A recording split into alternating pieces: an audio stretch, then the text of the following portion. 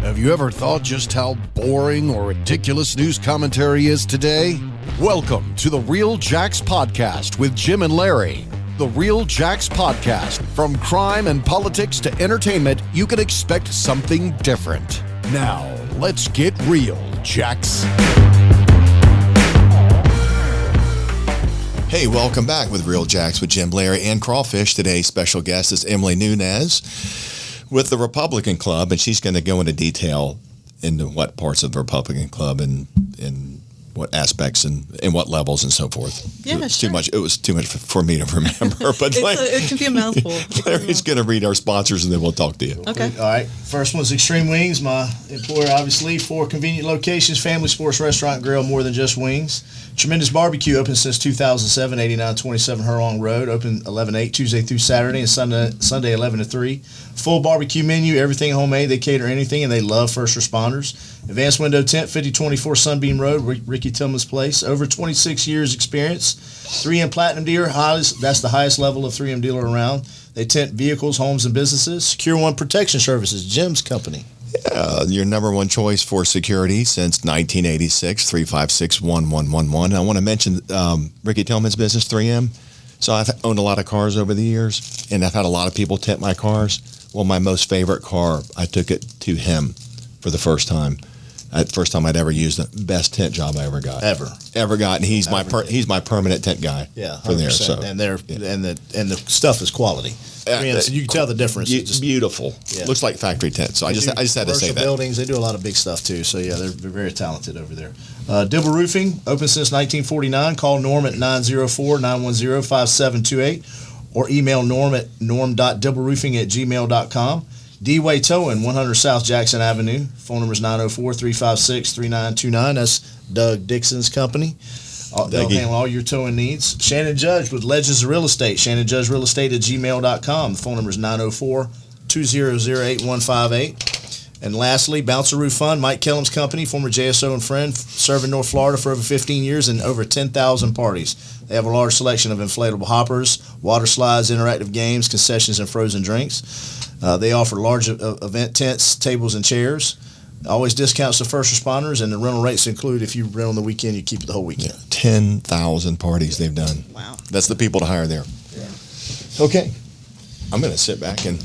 Well, Emily's kind of a lightning rod. She's kind of a firebrand in politics in the Republican world, and she's got kind of a background, and she's been doing a lot of looking at politics in Jacksonville and Nassau County. I know she's up in there, and she's talked about running for office. So just give us your background.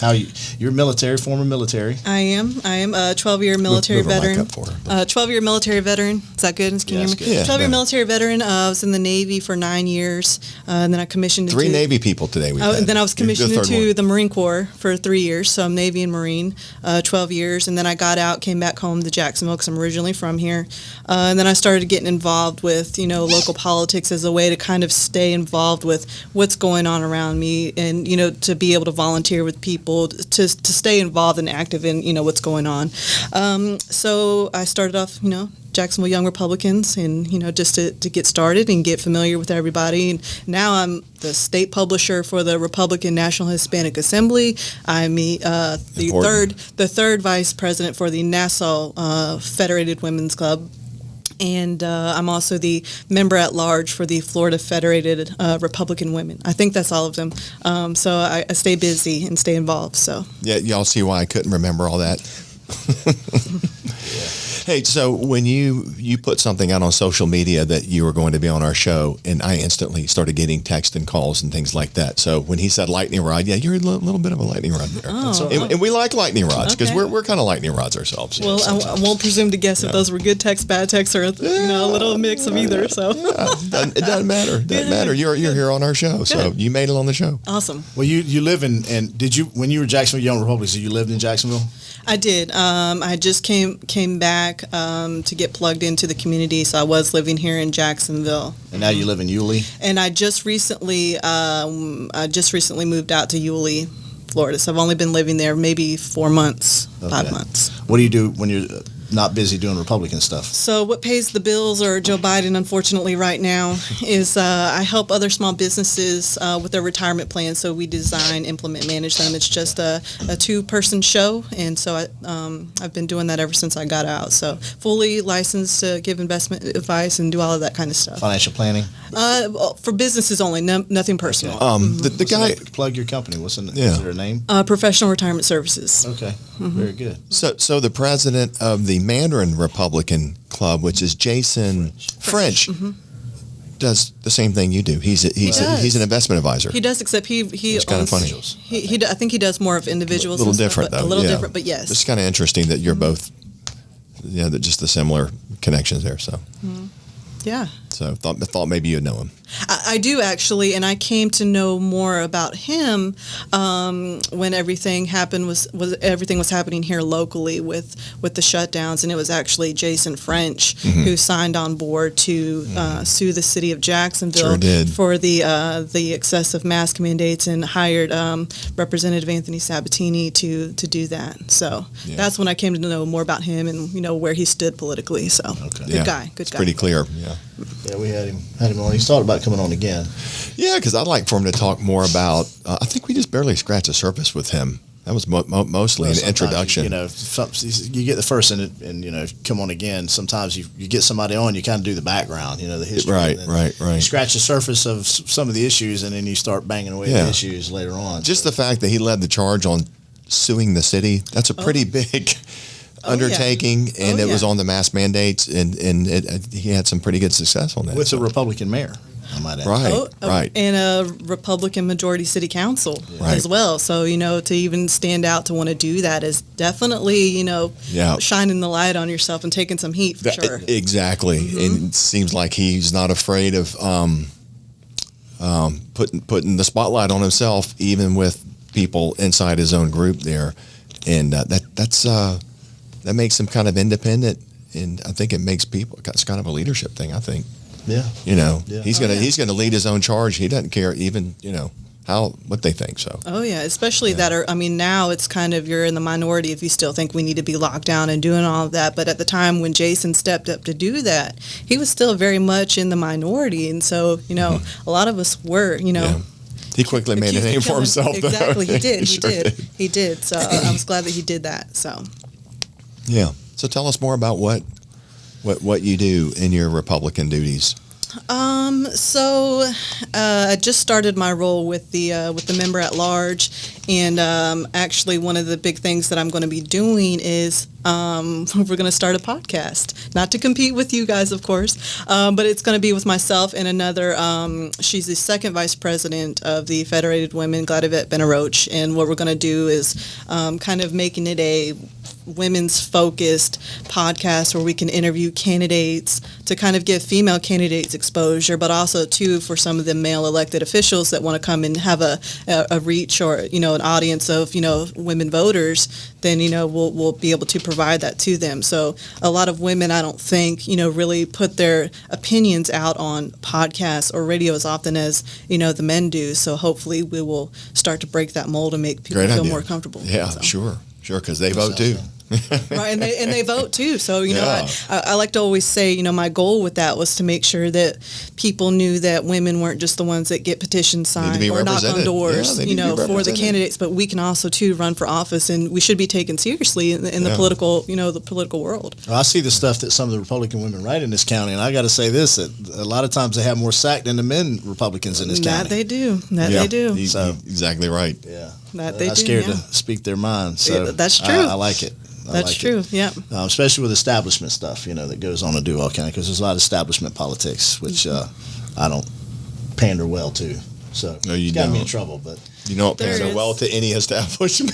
That's all right. That's a whole. We could do a show on Larry, so we may do that one day. The show's not about Larry, so I enjoy having, like I said, the people on it. So your goals going forward is to change politics in North Florida? You're in Nassau. And I don't want to say change it, but I just think that I'm not a Duval County resident, but I do, still own a house in Duval County, so I'm still a taxpayer. So I still say that I have a right to be concerned with with what's happening in Duval.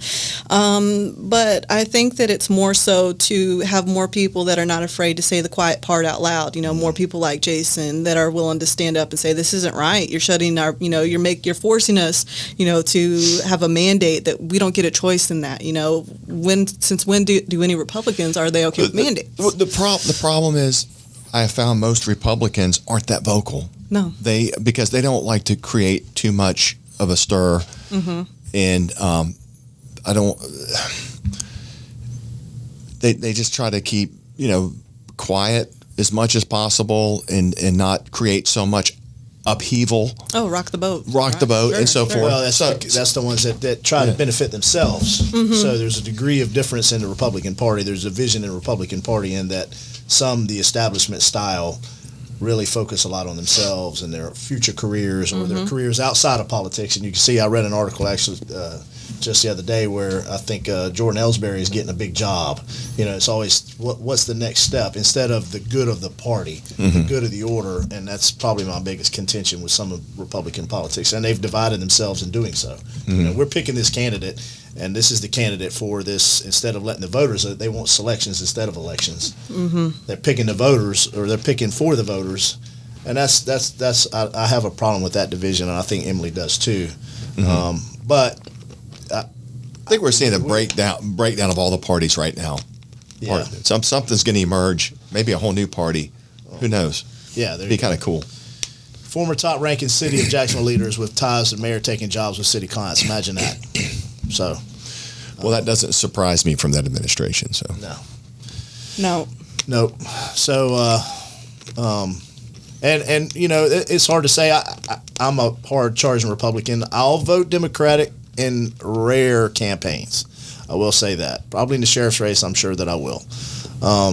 Outside of that, it's probably been 20 years since I voted Democratic, and sometimes it's the candidate, not the party, and I'm a hard-charging Republican. I'm not on any committees for Republicans, but I think there does need to be some changes in the Republican Party, at least when it comes to... I think in the sheriff's race, even though they run as a either, nonpartisan.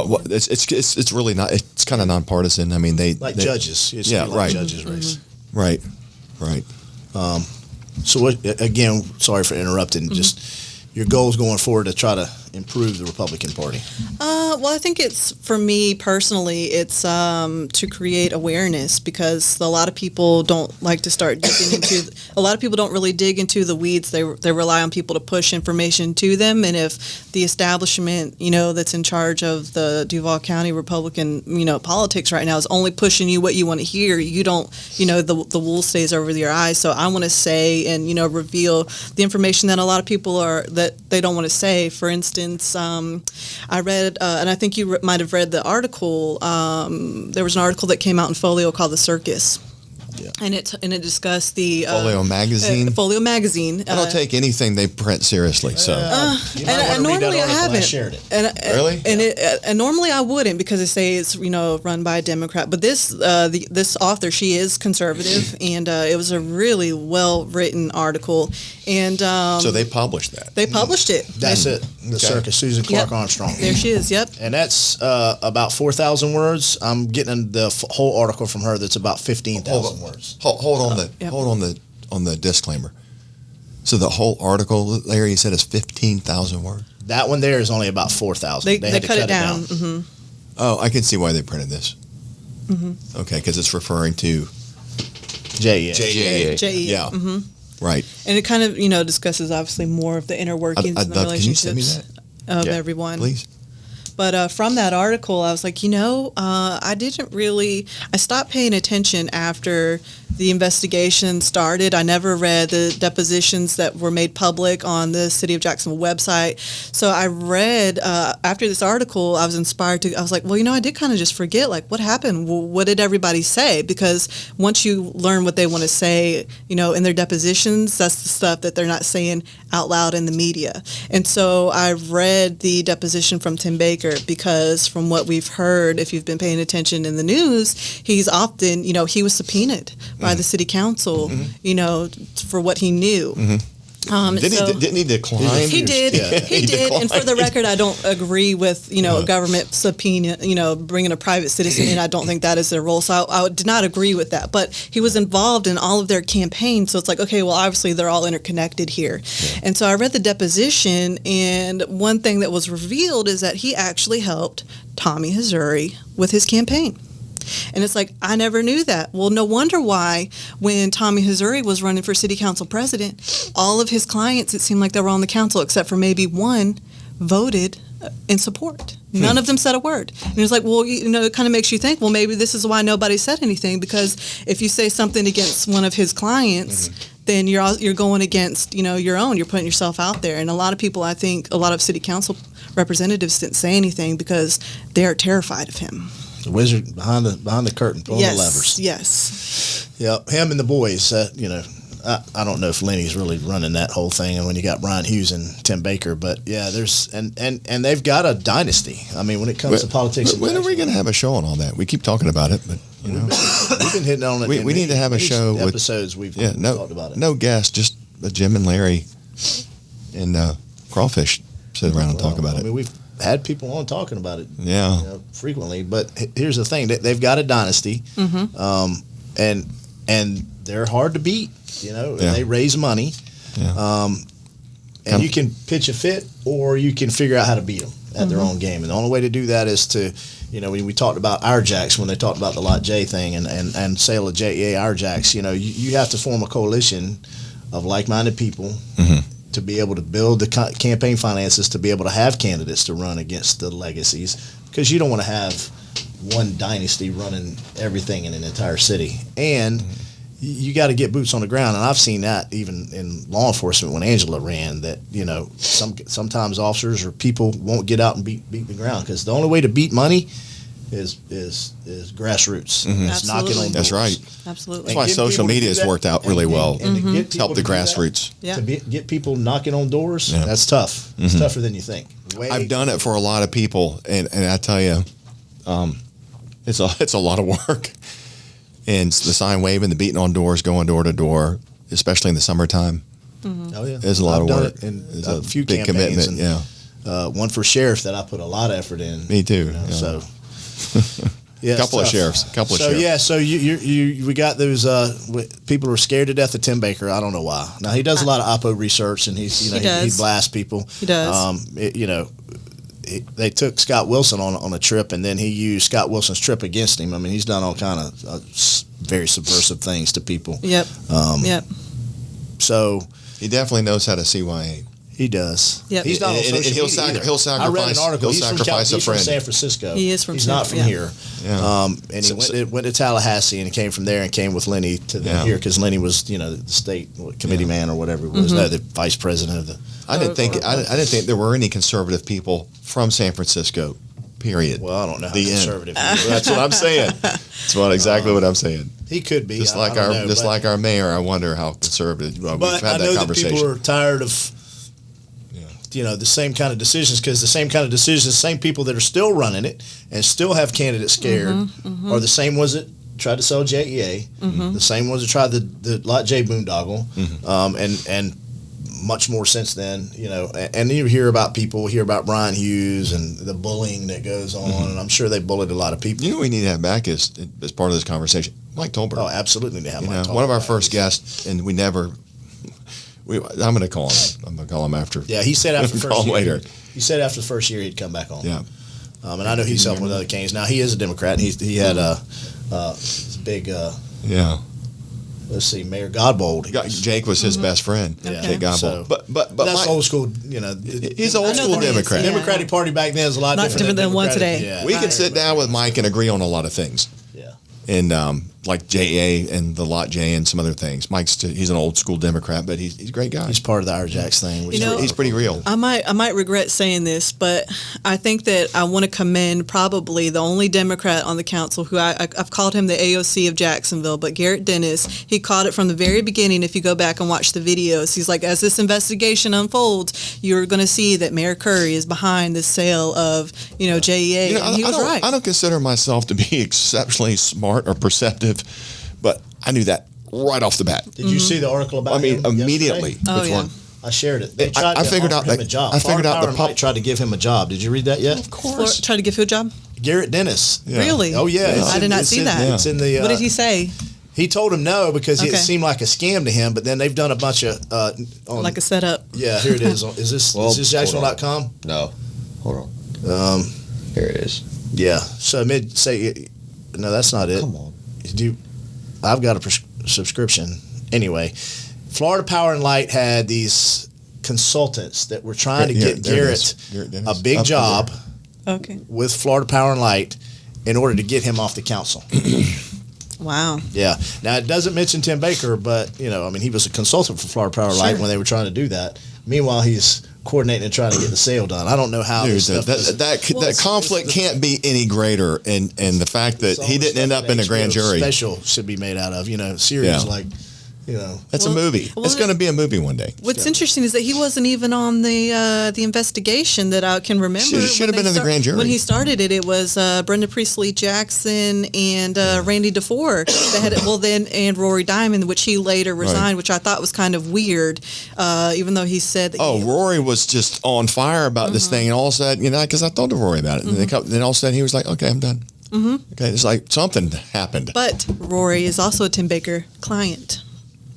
Okay, well, so the math is adding. So who's all Tim Baker clients on there? From what I read, from what Tim Baker told us in his deposition, Randy DeFore was, but she fired him. Yep. Then Randy White, Leanna Cummer was. I don't know if that's still true.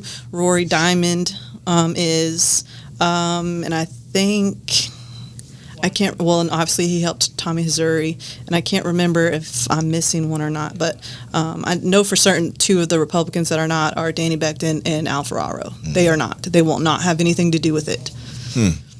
I'm a Randy White fan, big Randy White fan. I'm sure there's people he's been managed that, he's... To him, it pays the bills. Right, and then John Rutherford. I don't have an issue with John Rutherford, but he did, and Mike Williams also was a Tim Baker client, and T.K. Waters, and also Jessica Baker, Tim Baker's wife, running for office now. Obviously, is a Tim Baker. Yes, Lake Ray, of course, yeah. And then people like Rory, he's got the the business that he's got to be concerned about, and he doesn't want to get targeted, or he's relying on some pretty powerful people to help support that and run that and do everything. And it's sometimes just the Oppo research scares them. Yeah. Their personal lives will come out. Oh yeah. So, but we that's something that we've talked about, and we really, I think, should probably time to revisit that again, because it's kind of dropped out of the dropped out of the media, and it's kind of becoming one of those things that everybody's kind of forgetting about and forgotten about, and then you forget about it, and it's like, oh yeah, we forgot all. But by then, it's kind of gone. So it did, and it was actually touched on a little bit. Kent Justice, and he was interviewing Nick Howland for his race. He asked him, well, what people are still worried about whether or not there's transparency in the city of Jacksonville. They're still wondering about. Now Nick Howland's running against Howland Russell. Nick Howland that was running against It was before that. There's going to be some Howland confusion on that ballot, by the way. Not anymore. Right. That's already done. Right, that's already done. But at the time, Kent Justice said, well, what would your opinion? What would you say to people that were maybe still wondering about, the JEA issue and all of that stuff, transparency in government? And he answered, there was a clip, but he pretty much said that, the JEA sale thing was, it's already gone. That ship has sailed, I think is what his words were. And there was a lot of people that had your reaction, like, no, that ship hasn't sailed. It's a jury going on. Yeah. It's got to be going on. I guess they're maybe it's so big they're keeping it that quiet, because it is impossible. Because I studied this thing pretty hard, and I could talk at length about it. I got a good education on it about the PUP plan, and it was grossly illegal. Yes, it was grossly illegal, and I talked to some people that were pretty high up the ladder that said there's going to be some indictments, but that was a year ago. But sometimes these things take a while to play out. Well, you indict one, and then the start falling. That's right. People start going. And whether or not someone start making deals. I don't know if they'll get Lenny or any of them for there's got to be a paper trail. And if they find a paper trail, then maybe they can. Yeah. There's something there, but whether or not they'll be able to prove that is something else. Yeah. Different. I think it's real clear though, the intent. It's all about intent. It wasn't like, hey, we're not all smart people and we don't really know what we're doing. Oh, we could make up to $1 billion off of this. They all knew what they were doing. Well, and what's bizarre is, I have an MBA from the University of Florida, and when we were, I took a lot of classes in entrepreneur. You do? I do. I have a master's in business That's pretty impressive. From the University of Florida. From the University of Florida. Impressive. Go Gators. But when we were going through the process of evaluating a business to sell it, in the entrepreneurship classes, PUP was not part of those. Was part of those strategies, assets minus liabilities. That's what the value of your business is. A list of comparables. The thing that amazes me is they are smart people. Ponzi scheme. Right. The thing that amazes me is they are smart people, and the fact that they even remotely thought they could get away with this. Right. That's what shocks me. Right. And we know where it came from because the man that was put in place to run it didn't just create that, because he delivered the whole presentation 3 weeks after becoming the chair. Right. He didn't just make that up. His first 3 weeks on the job. Mm-hmm. And we know where he came from, and who his BFF is. Right. Was, I don't know. But so all this was, I don't want to use the word premeditated, but it was very strategically pre-planned. Right. They had a plan going in there. Right. So. I mean, very early on, I was, supportive of it only because, I think that private companies obviously can run something more effective and efficiently than the government can in a lot of different businesses. So I was okay with it. But once they added that PUP on there, I was like, no, I'm not okay with this. I mean, if it was if it was a tiny little PUP, they might have gotten away with it. It would still be wrong. For-profit companies it would still be wrong. Yeah. Working in government, for-profit companies running something, they're all about a profit. Mm-hmm. Yeah. And the only true revenue stream that this city has ever had is JEA. Yeah. And they've always been in the black. Once it's gone, it's gone. Right. Yeah, so right. And then you start seeing your electric rates. They said no. Go to $700 a month. That there was built-in caveats to that. I don't know if you ever read that portion. did not. Of it. There's an article that said there was ways around to be able to raise the rates, and they said they were going to go up exorbitantly. Mm-hmm. So, I think they already have, haven't they? Recently, gradually. they've already said it. But those are fuel, mainly fuel surcharges, I think. Right. Okay. Yeah, they did just come up. There it is. Okay. Yeah. But it would have been astronomical in comparison if we were bought out by NextEra. Yeah. Who Tim Baker was working for, by the way. Mm-hmm. Yeah. So, are your goals going forward is to spend more of cleaning up the Republican Party, or build an organizational structure for those backroom dynasties to not have so much power? I think so. I mean, I just, if you already said you thought I was a firebrand before I even got in here, I'm just tired of it. I'm over it. I'm tired of, the same thing happening over and over again. And we're all shocked when, somebody doesn't vote the way that we want to vote. Oh, well, I'm not surprised. We know they have a history of voting that way. They're going to continue to vote that way because they're part of that establishment that we continue to put in there. And if you want real change, well, you have to get rid of that establishment, and it has to stop. And when are we going to be tired? What's the point where we are tired of accepting the same thing that we keep getting over and over, and there's nobody pays attention to it anymore. They're just used to, I guess, getting the crap kicked out of them, that they're just willing to take it, So are you organizing? I don't want to say organizing, not, deliberately, but, I've had a lot of people offline tell me, I look at your Facebook, your social media to see what you've said. I love everything that you're saying. And, that's good. That's great. But I need you to be willing to say that with me out loud, because I need you to say that with me out loud and let other people know, that you actually support everything. But many won't. And I actually was, had a lot of challenge with that. But I mean, I'm in Nassau County, so now I kind of throw my grenades from afar. Yeah. Well, I'm still here in Duval, where the mayor's tried to sell JEA, the first Republican I've ever known to defund the police, in my opinion. I believe he has, and he was very pro-police for a while, but something's changed. So somebody's. No, he's still pro-police. I mean, he's giving them raises and stuff, but he took the future for all the officers in after 17 with the retirement. Yeah, and they won't stay, and they're already leaving. So he's the only Republican I know that's ever defunded the police. I know people would disagree with me, but I promise you he has. Tell you, man, we need to really spend some time on that. We will, and we do. Facts are there, but going back to what you said, talking about people, just forgot what you said, that just they're kind of like whatever, I think people have kind of given up the fight a little bit, especially since COVID and all the mandates and people feeling pretty helpless about government and government control.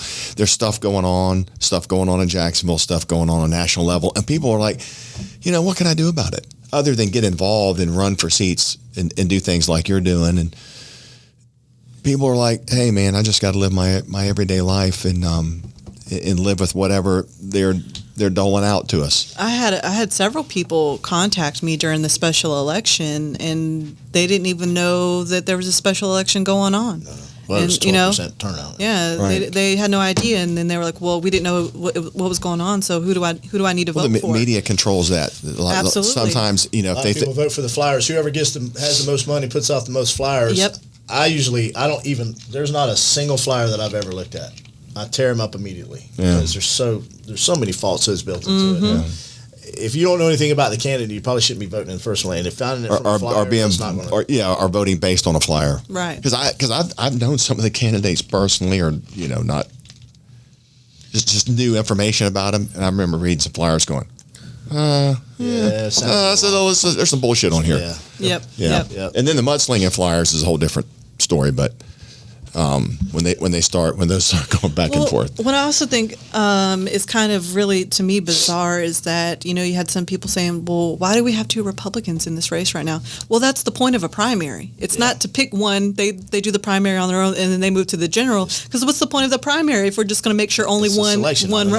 It's a selection, not an election. I'm like, no, this is what a primary is for. May the best man win or woman win, Right. Yeah, I know there's a lot of people pissed off about some things that happen, at least on the Republican side of that primary, and I could get that, and a lot of people have told me that they're not voting the second time around, but I'm telling you, the alternative Democratic candidate in this case is god awful, and she can't. I mean, she's got a very good chance of being elected. You just looked at the numbers, and I shared them. She's led all four candidates by several hundred votes going into the runoff. You're talking about Donna Deegan? Tracy Paulson. Tracy Paulson. The Group 3 special election. Group 3. Okay. So she led. Nick Howland's number 2. Howdy was number 3, and Jacobs, Coach Jacobs or whatever. I don't know who he is. He was number 4. Well, Howdy and Jacobs had about the same numbers. They're roughly just a few hundred off, like 10,000, 11,000 each. The problem is, does it have the votes on there? Yeah, you can't hardly see them. But yeah, there you go. So she got 28,692. Nick Howland got 28,366. Now, if she's automatically probably going to get all those Democratic votes. So just add that to her total. So you think that's mainly people just voting party? Yes, and a lot of them. Of course. But here's the thing: if Howland Russell's people don't vote, if Nick Howland doesn't get those people's votes, she's going to win, and she's an avowed liberal, AOC type liberal. I've got to hold my nose to be able to deal with. I can't stay out of that one and not vote for Nick Howland in this race. She's pretty woke. Yeah, woke. Pretty woke. She's pretty woke. That's the term. Yeah. She's very woke. Well, we're going to have a real challenge because this area is getting really blue. Florida's getting more and more blue Duval every County's day. 37,000 more Democrats in Duval County now. And we were already on a fine line. It was Florida was on a fine line. It's a Democrat seat anyway. I mean, it was held by Tommy Hazouri that they were going for. So the fact that it's going to stay Democrat is not really a huge surprise. I mean, the level that she's. But Tommy's an old school. Tommy's an old school. He was. Right. He was. Yep, agreed. So he's like Mike Tolbert. Right. She's a little further left than Tommy was, so that's an issue. But if we had solid conservatives on the city council that really voted how conservatives need to vote, then if they had one little, not the way Tim Baker tells them one to vote. true, not the way Tim Baker tells them to vote, but one true, AOC, Jacksonville version AOC on the board, it really wouldn't make a difference. We would let her do her, carnival barking and say what she needs to say, and then we would be able to maintain the line with our majority. Yeah. Yeah. Or she could just end up being a kind of in a box by herself and never really getting anywhere because there's no one else is supporting her. And the thing about Democrats is at least we know how they're going to act. We can expect a certain level of behavior from them because that's who they are. They stay true. But when you have, who we call rhinos or, the ones that you don't really know which way they're going to, you never know. Are they going to support this or are they not? You don't, because they don't really, they're not, you just can't ever tell. Although with some of them now, you can tell how they're going to probably vote. Yeah. So you have our three, solid conservative votes usually, Danny Becton, Rory Diamond, and Ferraro, who's running for mayor, that are all, usually our sole conservative votes. Yeah, that aren't influenced by what might benefit them down the road. Right. They're staying true to the party and not themselves, kind of what he was talking about earlier. Right. Yeah, so, independent street. And what's interesting with that, too, is that, Al has been a solid vote. He's running for mayor. And unfortunately, the same people who have commended him for his voting record and staying true and voting how he should, those people aren't giving him money for his mayoral race. Those people are giving it to maybe Leanna if she's going to run, or to, to Dan Davis. They're not, Well, I can tell you, I think a lot of people get behind Leanna because they know she's going to have money, and she's the antithesis of Daniel Davis, who is a Lenny Curry 2.0. Yes, and people say that, but at least with Lenny Curry 2.0, you can kind of predict how he's going to behave if he's if he's the same way. But with Leanna, and I think maybe I brought this up. Eye on Jacksonville did an article on her, and she funded Debbie Wasserman Schultz out of South Florida, and she's donated to like a Democrat Win Seats PAC, and she's donated to some other congressional Democrats. And if you do your research, which is what I'm trying to help shed the light on, like on some of her Twitter accounts, which will probably be deleted shortly after this podcast. But her Twitter accounts, you'll see like she supported like universal daycare system, like for working moms, and like she was big on vaccinations for everybody, and all of that kind of stuff that should raise, depending on where you fall on the 50 Shades of Conservative line. I saw that article about that. Yeah, then that's going to be your issue or not, but I'm just glad that I don't have to vote in the mayoral race. It's going to be tough. Any thoughts on that? I really like Al. Based on his voting record, conservative people like Al. Al is very a good conservative. Al is a good conservative, but unfortunately for Al, he's going up against the machine, and the machine is two machines. Two machines. Yeah. You think Deegan's got a chance?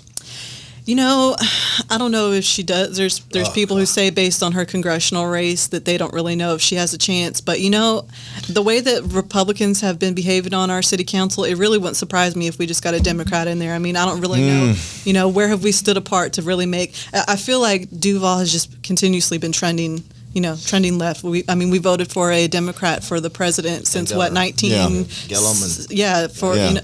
We voted for Gillum, and then Biden won. That was Trump. A very, very close race, and he was you talk about AOC left. He was AOC left. Oh, he wanted to take. I think he wanted like police officers to not be able to take their weapons home or something crazy. It was talking about defunding the police. He wanted to like disarm the police too, take away their assault rifles. There's a lot. That's I'm a very whole nother. Grateful, Governor DeSantis. That was so close. And then you saw the fiasco with him personally after. Yeah, dodged a bullet on that one. Yeah, and everybody, that's Donna Deegan's best friend. Very close friend. A lot of people think that because of that relationship between the two, that she has no chance of winning. Yeah, depends on how much people bring it up. But I found out a lot of Democrats, they don't care about stuff like that. That's probably true too. Marion Barry got caught smoking crack, and they reelected him as mayor in D.C. years ago. He was smoking crack. They don't care about that stuff because it's it doesn't matter to them. That sort of stuff. No. I say them. I can't. I don't want to group them all together as a whole. But it just seems to be that. I know some good Democrats. Well, I'll just leave it at that. You expect them to behave like that, and so when they do it, you're like, that's the expectation. The expectation is there. Well, the expectation is there because they created it. That's true. Right. It's not like But when a Republican does something like that, you're like, oh wow, and he was a Republican too, man. Because you just have a different standard. But are you got anything else for us? Because that's true. That part, Jim. Are you going to work on? You've got some things working. Not yet. We won't talk about that yet. But you're working on some things that maybe we can talk about in another episode. I do. I do. So I'll keep in touch, and in the meantime, I guess you'll just hear about the research. Yeah. Keep doing some research, but I do have some pieces that are going to be coming out to be published that hopefully will bring some light on some other things. And look, that's really what I intend to do from now on, is write about the things that you don't see in the mainstream media that people need to hear about. And well, I'd like to see it. We're looking forward to your podcast too. So let us know when that comes out, so we can give you a plug. Name yet? Absolutely. We're kind of toying with some of the names, but we're thinking like Red Heels, Lipstick, and Politics. That's not bad. Not bad. We're toying with the name right now. We want to do something because the logo for the Federated Women is a red shoe. It's a red heel. Yeah. And so we're kind of trying to incorporate that in there. So okay. Well, good. That's what we're working with right now. But, yeah. Well, we haven't met, but I enjoyed the conversation. Well, thank you and very I enjoyed much. the variety and diversity of the conversation, and we could probably talk about a lot of stuff. Oh, yes. And have you back and do this again. Absolutely. Well, thank you for having me very much. So Emily Nunéz, third vice president of the Nassau County Women's Republican Committee. There you go. I get it? There you go. All right. Yeah, there you go. State committee. And then some other stuff too. Member at large. At the state level. Yes, okay. yes. Yeah, thanks, Larry. Okay, well, I'm going to wrap. All right. So thanks for coming. Absolutely. And that was Real Jacks with Jim, Larry, and Crawfish. Thanks for watching. Thanks for listening. And we'll see you next time.